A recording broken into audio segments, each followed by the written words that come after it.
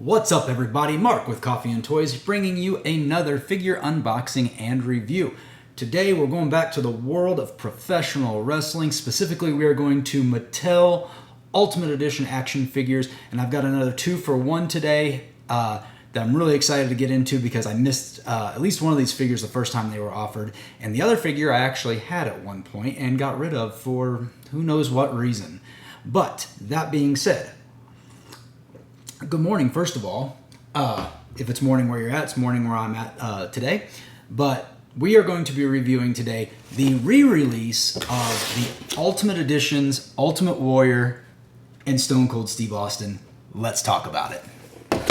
Yes, so I actually did previously own the Ultimate Warrior Ultimate Edition. I believe that was the first Ultimate Edition figure. I could be wrong. Fact check me. Leave me a message in the comments telling me that I'm wrong, because I probably am. But I do remember owning this figure, and I remember feeling a little let down by it, or at least to the point where I was like, something happened, I'm like, I'm not going to collect wrestling figures. That's a path I don't want to go down, and here I am years later collecting wrestling figures. Now, I have tried to keep myself to just the Ultimate Edition of figures, which I've strayed off. I've gotten a couple of Elite figures, but I try to stick just to the Ultimates and just the ones I really like. So whenever I heard that they were doing a re-release of some of the more hard-to-get Ultimate figures, previously the Shawn Michaels that I've done a review on, and now this Ultimate Warrior and Stone Cold Steve Austin, I had to jump on it. So order them through Ringside Collectibles, and we'll go over the packaging here in just a minute, but I was able to pick them up a little bit cheaper off of their damaged figure boxes, whatever you want to call them. So if you don't know, Ringside Collectibles does sell figures that are damaged, and if you're an opener like I am, it's a great deal. You get a couple bucks off for doing nothing other than accepting that the figure's packaging has been damaged. So it's a really good deal in my opinion. Plus, on top of that, I always seem to have a coupon code for Ringside Collectibles that takes 10% additional off the sale of the figure or whatever I'm buying from them.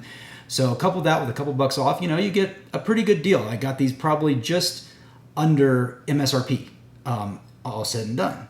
So very cool. Didn't have to hassle. Just order them online, have them shipped to me, and good thing. So enough talking about this. Let's look at the packaging. Let's talk about these figures, and let's see where it goes from there. So here we have the Ultimate Warrior, and we have Stone Cold Steve Austin. I guess I should call this Warrior, not Ultimate Warrior. Of course, it does say Ultimate Warrior. I don't remember if this original packaging looked this way, but I do know that everything included with the figure should be the same thing that was included with the original figure, so no surprises there. Let's just start with the Ultimate Warrior. We'll move Stone Cold out of the way.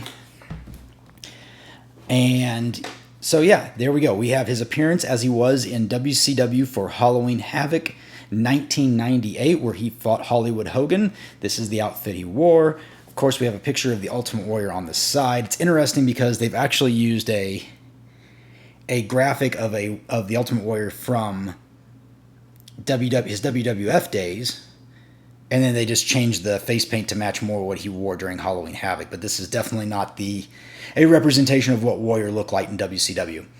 And you'll notice immediately on the top there's some missing packaging, and again, the reason I was able to get a deal on this is that the packaging itself is damaged, so they can't sell it obviously as a collector grade, and they can't sell it at a standard grade, so they knock a couple bucks off and you get a discount, and that's why I took advantage of it, because I'm going to open this guy anyway.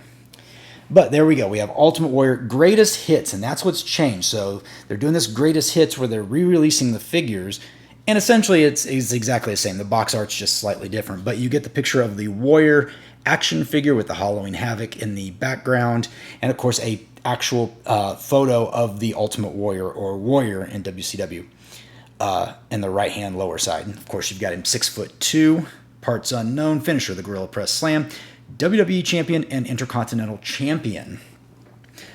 Only one man in WWE history has had the strength, the determination, and most of all, the intensity to contain the power of all the warriors running through his veins. Whether charging to the ring, bellowing cryptic puzzles, or attacking opponents with wild ferocity, Ultimate Warrior is one legend who can never be contained. So very cool.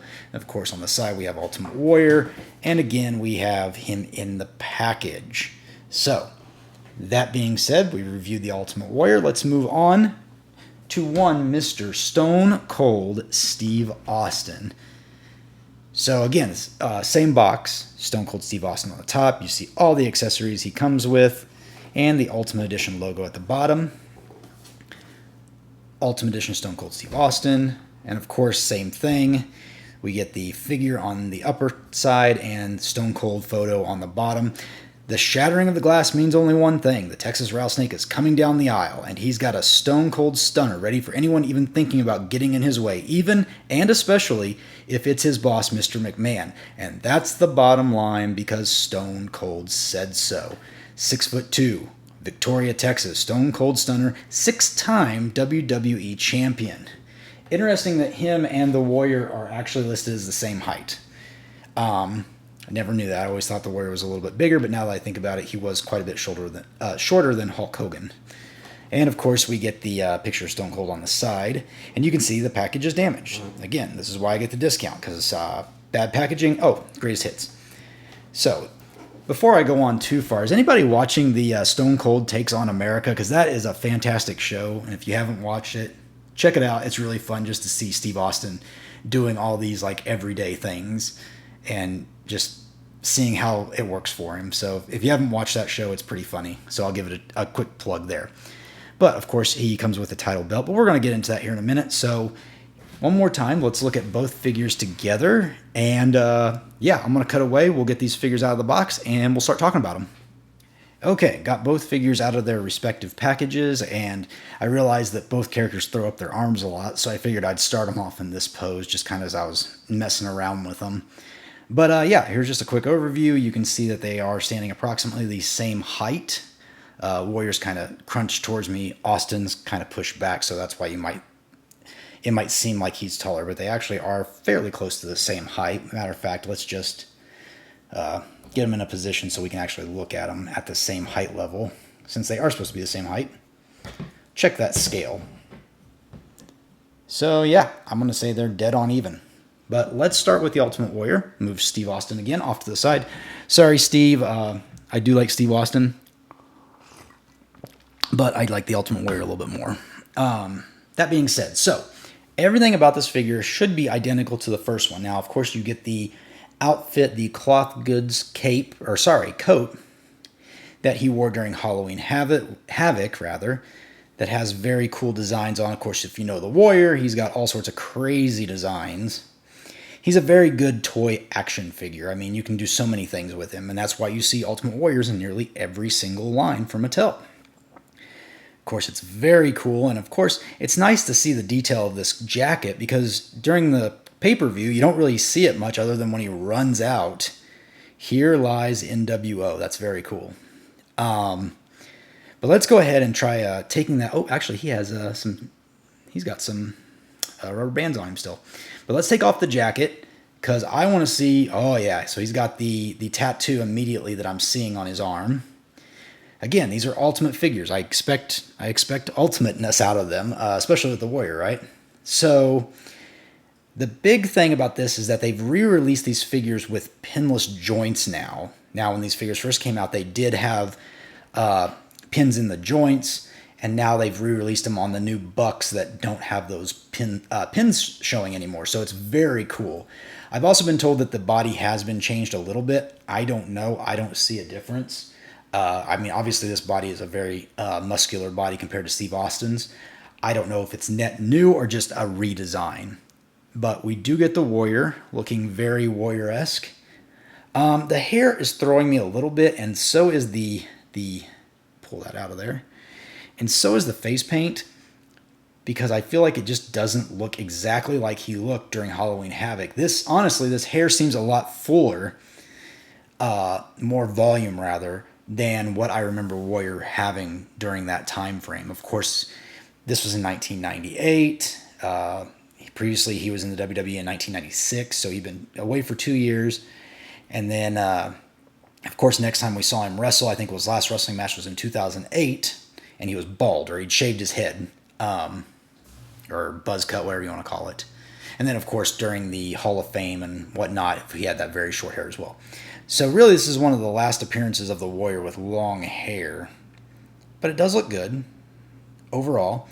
I like that just everything about him he's such a comic book character, and he has, butterfly joints, thigh cut, knees, bend, streamers hanging off his knees, off his knee pads. Of course, he's got the Warrior logo on his feet. These are not rocker ankles. They do have the flexible toe, but they do not rock side. Oh, maybe they do. Just very hard to rock it back to side. So if I can pull this back, maybe I can show it better. It's about the best I'm going to get, but it does seem to rock side to side. Just it's very, very tight. But yeah, so of course I wanted to show off that tattoo, and I wanted you guys to be able to see it as well.